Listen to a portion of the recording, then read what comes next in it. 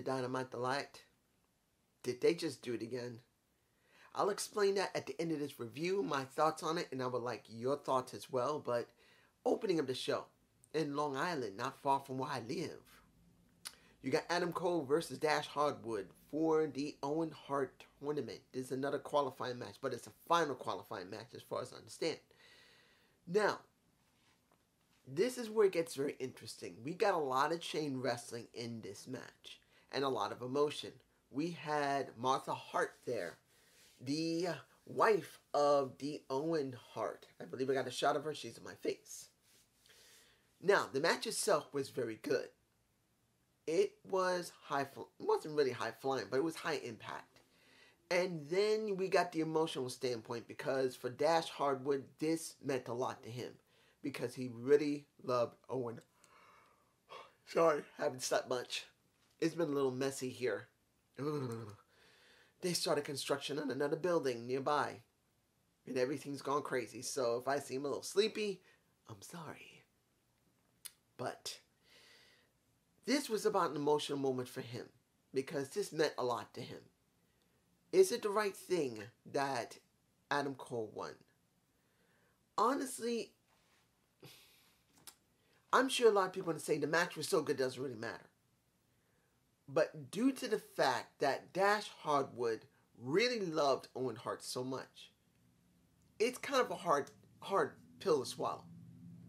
Not that I'm a big Dash Hardwood fan, but I truly do believe that if you really wanted to make this tournament mean a little more than what it is, really emotional, that he really wanted to make sure this was special.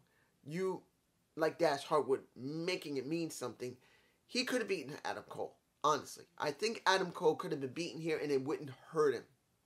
Honestly, I think he should have won. He shouldn't have won. And you could have had Martha Hart show up and could have been at really near ringside, and he went up to her showing her respect. I think that would have been a lot more interesting than what we got here. Now, we got a match that is not for any Owen Hart tournament, but it is for the AEW Championship. Now, what do I mean by that? You got Hangman Page coming out, and he's not using his old music like he was with, well, the old music is the same, but the Titantron, where Stoney, the horse that he rode in on one of the first, I think it was Double or Nothing, or All Out, either one of them, I can't remember which one. That was really special to me because Stoney unfortunately passed on a long time ago. But as someone who follows Native American culture, knowing that my brother, or in his sense, if he followed Native American culture, the Adam Hangman Page, if he followed it, know that his brother passed on, and I would like to kept the original Titantron. If it was him, if I was him, I would have kept it. I wouldn't change it because he was special riding on Stoney, and he had his Titantron similar to with Stoney in the background in the sense, not the actual the horse, but seeing a horse in the background. For me personally, I think seeing the horse run was special. But seeing CM Punk go against Hungry Johnny, or Johnny Hungy from Dark Order, him being from Long Island, New York himself, just like MJF, you go like, alright, how is this going to go? They tried to boo the living hell, and did, out of a CM Punk. They despised him. They hated him. Not surprised.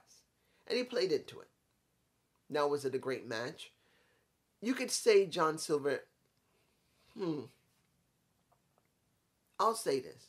John is not a bad wrestler at all. He is. He's a good wrestler for his size. The guy is maybe my height or a little bit shorter. I can't remember how tall he is. He's not very tall. And he is a very good wrestler for his size and extremely strong for his size.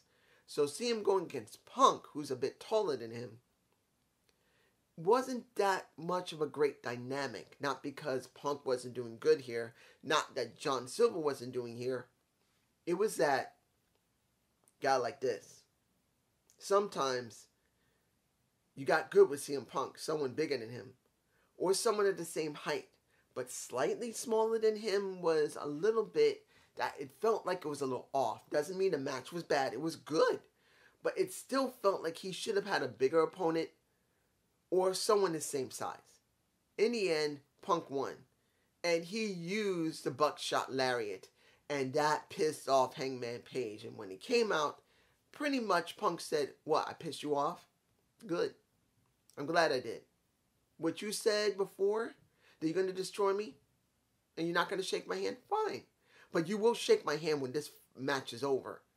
And you're making it, reversing it. He made it very clear that he's only seeing this as business, while Hangman Page is seeing this as personal.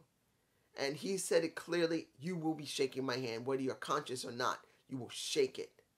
So the question is going to be, where they're going to go once the match is over at Double or Nothing. Honestly. Sorry, sleepy.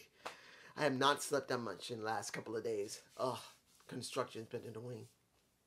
Now, let's move on to Danhausen versus Tony Nese. There was no match. It was just a straight up destruction. And a setup for Danhausen to work with Hook. The Hook and Housing connection would sound better than Hook Housing. Honestly, that's just me. You guys tell me below, would you rather have Hook Housing or would you rather have the Hook and Housing connection? You know the reason why I'm talking like this? Because I know people like it. Now, there's other people who can't stand it. But I got to say it for what it is. It is popular. So they're going to play into it. So they got to make sure they give the right name. See how Hook is going to work with Danhausen. Me personally, I can live it, like it or lump it. I don't really care. As long as it gives me something that gives good wrestling and good storytelling, I'm alright with it. But I can understand why some people can't stand Danhausen or Hook. They think they're nothing. And I can understand why people think Hook is great and Danhausen is funny and entertaining. There's a little bit for both. So there you go. The FTW title of Ricky Starks versus... Guys, why? This would have been the perfect time for him to drop the title. I'm being honest. Not about the match quality. It's not about Jungle Boy's over or not. It's not about if Starks is over or not. It's not about the feud between Starks and Hobbs versus Keith Lee and Swerve Strickland. I'll get to him in a minute. It's not about him. It is about Hook. Guys, whether you like Hook or not, it's irrelevant. Hook is Taz's son. And in the end, Hook should not go for the world title. He should not go for the TNT title. He can go after some tag titles later. But he must first, and I repeat this, first, go after his father's FTW title. He has to get it eventually. Now, many people will say, well, they're going to build into it, and they probably will. But if you want to try and make it interesting, to make the story that the FTW title has now been dropped from Hobbs to Jungle Boy, and then it jumps around a couple of times before Hook gets it, this would have been the best time to start it. Honestly, Hook can get the title at the end of the year. That's why I think he should get it. Now, they could build up into it by that time, which they probably are, unless they're going to be stupid enough and him to go to the TNT title next. That would be dumb. This would make sense. Now, the reason that you got Strickland coming out, going after Starks. Why? It's making me tired. Why did you bring out Swerve Strickland? I'm sorry. I understand they got a feud. But as I said before about Swerve Strickland, he can be charismatic as fuck. He can be over with the crowd. But the problem I see is his ring work. His ring work is someone who thinks either one, I can do whatever the hell I want and I don't have to job for anyone the way I should. Or two, he doesn't know how to job properly when he's supposed to sell. When a person's supposed to sell, job to a certain extent. See it like this. When I mean jobbing, that means he's got to sell. Every match I've seen so far, he has not sold very well at all. And even when he lost, it didn't look right. It didn't. And I'm not even against Swerve Strickland. I'm just being honest. The guy is charismatic as fuck. He's got a great charisma. He talks well on a mic. He even has a decent look to him. But when he's in the damn ring, I just have this feeling he doesn't like to job much. And when he does work, he'd rather be so damn fancy that he will basically make someone look bad. They have to work harder to make themselves look good. Like I've said for years, a true wrestler, a real 5-tool wrestler has all the stuff they can have. Charisma. They can have the ability to talk. They have the ability to go in the ring. And they have the ability to tell a story in the ring. But the problem is, even if you do have the ability to tell a story, if you don't like to sell that much, not because to say protect your gimmick, just because you don't like to do it, or worse, you don't know how to sell properly, because the only thing you know how to do things for yourself, you are unbalanced and it makes you look bad. And that's what I see from Strickland, honestly. Now, the key of this entire runaround is that the Jurassic Express, it looks like it's being called that again, may now have Hobbs and Starks as well as Lee and Strickland to deal with. Where are the other teams that we're supposed to have on AEW TV? Yes, I can see Hobbs and Starks as well as Keith Lee and Strickland, but this ain't the time for either one of them. Where's all the other ones? Dark Order should be dealing with them. Yes, the Varsity Blondes are still dealing with the House of Black. Don't have to do with it. And so is Death Triangle. So forget about that. But where's Private Party? Yes, I know, talking about the Butcher and Blade. Why care about them? But they're also there too. Shouldn't they be involved in this entire thing? Seeing just this, yes, many people will not like it. Other people will like it. But for me personally, seeing that these three being together makes me pause. That did they go away mostly to the wins and losses still matter. Cody wasn't lying in his Broken Skull session. I did actually see it. And I might do a gut report on it, on how I feel about it. But you guys tell me below, what do you think I said? Now, what do we got next? We had Hayter versus Storm. I'll say this. Toni Storm and Jamie Hayter got more time than most women on Raw, SmackDown, or NXT combined. They did. They got more time, generally speaking. Now, mind you, it wasn't a lot of time, but it was way more and it was more interesting. At least until commentators were talking a lot to promote what's coming up.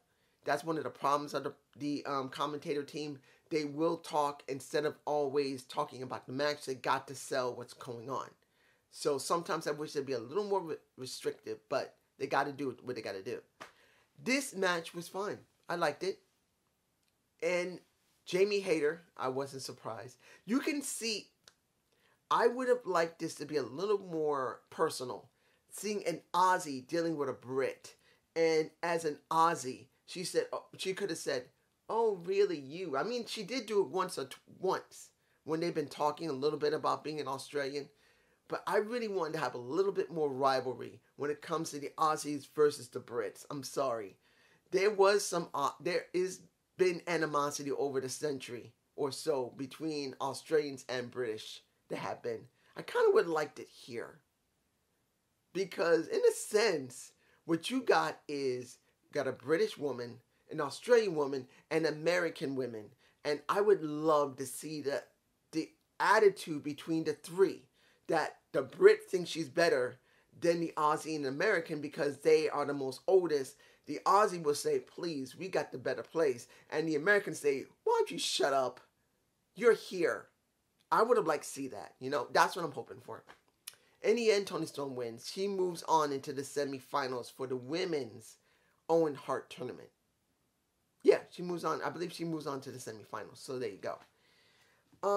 What do we got here? We got MJF. I know I haven't forgotten about the Jericho Appreciation Society. I'll get to them in a minute. But we got MJF's segment with Warlow. He is, oh my gosh. You see that bastard? He's in my face. He is so over. He knows how to motivate the crowd. He made sure that everybody knew that we were in the most magical place in the world of Long Island. I beg to differ. You want to be honest? Yeah, Long Island's got a lot of mess, but if you want to say where the best place is, and I can say for myself that I was born there, Manhattan is where it is. Now, before it went crazy and everything became a mess, Manhattan was very interesting. Now it's Long Island. So, I gotta say, he's honestly telling some of the truth, but screw you, MJF. Manhattaners would basically take precedent over you, bitch. But he knew how to motivate the crowd to boo Warlow, to play up to them, to ham it up, and they ate it up. That's how great it was, honestly. In the end, what do we get? Warlow signed the contract, but he's going to have to get 10 whippings left. No. This is a repeat. This is a repeat. And I don't remember who it was. I think it was either Cody or Chris. What was it? I think it might have been Cody. That he did it. Yeah, it was Cody. He got the 10 whips. Then he did the steel cage with Warlow. And then he dealt with MJF. Now this, you're going to have the 10 whips from MJF to Warlow. You're going to have the steel cage with spears. And MJF's going to be the ref. And then he'll get his shot after that of trying to win his freedom. But he also made it very clear, if he loses at the pay-per-view, he can never try to ever get a contract from AEW. Doesn't matter. Even if you freeze him, he can never get a contract. That's basically what I think he was trying to say. So it was well done. The beatdown was good. So the question is going to be now, where are they going to go? Next is Smart Mark Sterling going for a table. Let's see how Warlow's going to take the 10 whips. This is where I wish that we do Singapore cane matches. I wish someone would do a damn Singapore cane match on live TV. I would love it. Or a pay-per-view. A pay-per-view would be better. Let's move on to the Jericho Appreciation Society and them pretty much praising one another over what they did to Santana, Ortiz, and Eddie. Because Eddie wasn't there, Santana and Ortiz got their asses whooped, and they were very proud of themselves. And pretty much Chris messed with Eddie, saying, you know what? Don't worry about it, Eddie. You'll be fine. Make sure you keep your wife happy, but you can't hand her to me. And that is when Moxley came out. Moxley. And I had a feeling that the BPCC was going to show up. The Blackpool Combat Club was going to show up, which they did. And then Santana, Ortiz, and Eddie show up. It had to happen. It was going to happen. I kind of wish it would happen next week. And that Moxley had said something. I kind of wished for that. But this wasn't too bad. And in the end, you're going to see William Regal next week, I believe, go up against Chris. Now, this is something very interesting. William Regal generally does not wrestle anymore, even though he got this the neck surgery in the last, 2 years or 3? He finally got neck surgery. That finally gave him great quality of life. No more pain, he says. He was always in pain. Now he's feeling good. So this is great. And seeing him with a one-off match is fine. As long as it's generally not too many matches for him. William, whether you like the guy or not, is a true legend. He's been in there over 30 years in the business. I think nearing 40. He's like 36, 38 years. I don't know how old he was when he first started. He's in his 50s now. So, he's been in the business a long ass time. I think he started when he was in his teens. I don't know how old he was. I think he might have been 12 or 13. He's been in the business a long time. So, for me personally, seeing him in the ring will be interesting, but as long as it's not often, and it's like special. I'm kind of wishing this would be done at the pay-per-view, but I can understand they're not going to do it because Eddie eventually is going to get his hands on Chris, and that's about this. Now, finally, Darby Allin versus Jeff in their qualifying match. What is it? Qualifying final, I believe. Or is it the semifinals? I think it's semifinals. Did they do it again? What happened with Mercedes Martinez and Deonna Purrazzo was a travesty of justice. It should have been done on a pay-per-view. 8 minutes they had. And they had like over 12 or 14 minutes. Guys, it was 12 to 14 minutes of time. And that counts the entrances. That counts the announcements. Then that counted the little bit of wrestling they did. And the advertisement that went with it. They had 8 minutes. That's it for wrestling. Everything else was either their entrances, the announcement, and the advertisement. That overshadowed everything. Everything. And a lot of people were not happy seeing Deonna Purrazzo lose. But honestly, it's not about her losing. For me personally, it wasn't about that. We knew she had to drop the titles. It was time for her to get ready to drop the title for Ring of Honor, because whatever Tony's going to do with that developmental or that entity, which is not a wrestling promotion, he's going to do whatever he's going to do. But the key of this entire situation would have been better, and I want to make it clear for anyone who doesn't understand. No one's saying Deonna shouldn't have dropped it, but it should have been dropped at a pay-per-view to make it important.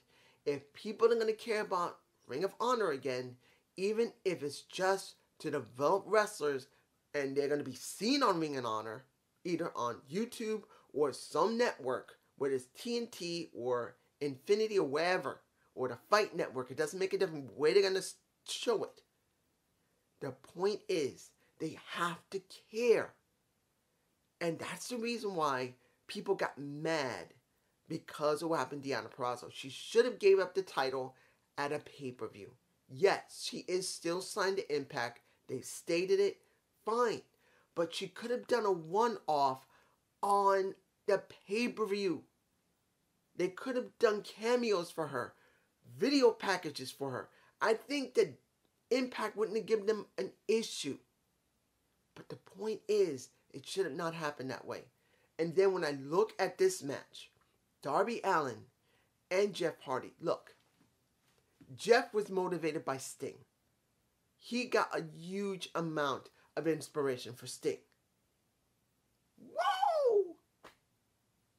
That was one of his heroes. So you can't tell me that Darby Allin didn't somewhat pattern himself after Jeff Hardy, a hero himself. This could have been built to be something special. Honestly, this should have been built as something special. You got 2 generations of high-flying, high-risk wrestlers. One in a Jeff Hardy and one in a Darby Allin. And it should have been left for a pay-per-view by itself. They shouldn't have to actually do this match. They could have still been in the tournaments, and Darby could have been knocked out in the tournament, and Jeff could have stayed in it, because Jeff is in it now. He won the match, even though it was damn rough.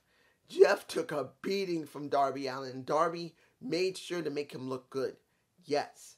But honestly, this could have been left for easily another time on a pay-per-view. They could have set this up at a pay-per-view. And I think it should have been at a pay-per-view where both these guys would be allowed to do exactly here, but a lot more time and a better build.